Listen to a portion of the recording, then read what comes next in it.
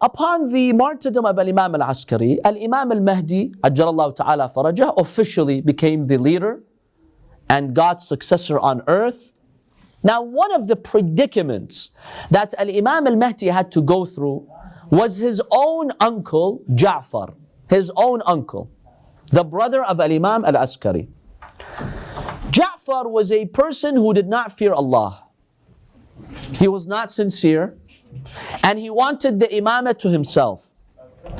So basically, when Imam al-Askari passed away, and he did not have a clear representative or child in the eyes of the government, Ja'far, the uncle of Imam al-Mahdi, the brother of Imam al-Askari, he took 20,000 dinars, golden coins, to the caliph in Samarra, to the Khalifa, and he told him, I'll give you 20,000 dinars, declare me as the Imam of the Shia, the position that my brother Al-Hasan al-Askari had. La ilaha illallah. See how sometimes the shaitan plays with the minds of people, even though they are the sons of Imams. Just like Nuh and his son. Just like the uncle of the Prophet sallallahu alaihi wasallam, Abu Lahab, the Quran condemns him. The Ahl al-Bayt had similar experiences that the Prophet had. The Prophet, he suffered because of his uncle Abu Lahab. He would mobilize the pagans against him. And Imam al-Mahdi also was put into hardship because of his uncle Ja'far. He claimed the imamate to himself. So he gave him 20,000 golden coins. He told him, appoint me as the imam. You know what the Abbasid Caliph and his ministers told him? It seems the Caliph had more awareness than Ja'far. Allahu Akbar. The Caliph told him, look, I did not appoint your brother Al-Askari to be the Imam. It's God who appointed him. And in fact, I tried many, many times, using all the might and power and money that I had, to take away the Imamah from him, and I couldn't.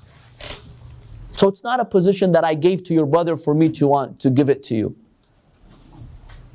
If the Shia recognize you as their Imam, there's nothing that I can do. I fought your brother and they still believed in him. And if the Shia don't recognize you as the Imam, I can't do anything for you. Even if I go and declare it, nobody's going to listen to me. So he basically told him, this is not something that I can have influence over. Now what happened is he continued to claim that he's the Imam.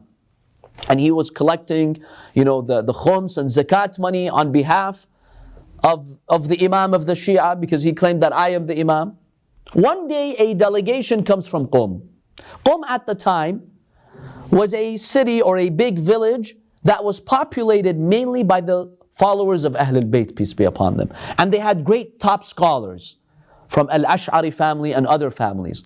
So they sent a delegation, go to Samarra and give our money to the next Imam. There must be a next Imam after Al-Askari. Give that money to him.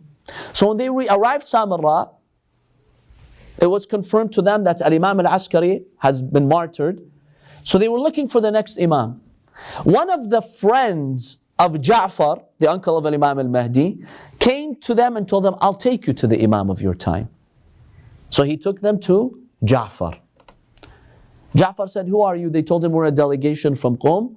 We used to bring money to your brother al-Askari, and now we've brought money. By the way, when they were looking for Ja'far, they were told that he's by the banks of the river dancing and playing.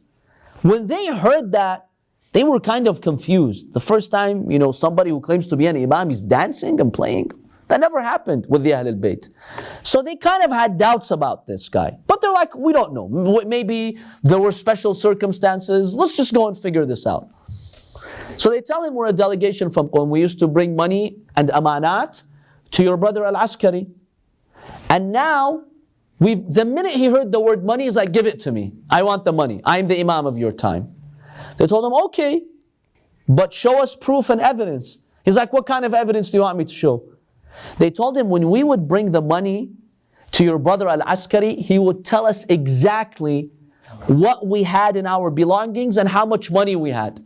The exact amount. Let's say 5,000 dinars and 50 dirhams. He would tell us the exact amount. Okay, tell us, how much money do we have? He told them, this is blasphemy. I don't have ilm al-ghayb, the knowledge of the unseen. Only God has ilm al-ghayb. They told him, sorry, you have to prove it to us. We're not going to give you the money. We have come on behalf of the city of Qom. We're entrusted. It's not our money. They told us to give us the Imam who can prove through a miracle that he's the Imam. Al-Askari used to do that every time we would come. So do it if you're really the Imam. He got frustrated. He went to the Caliph.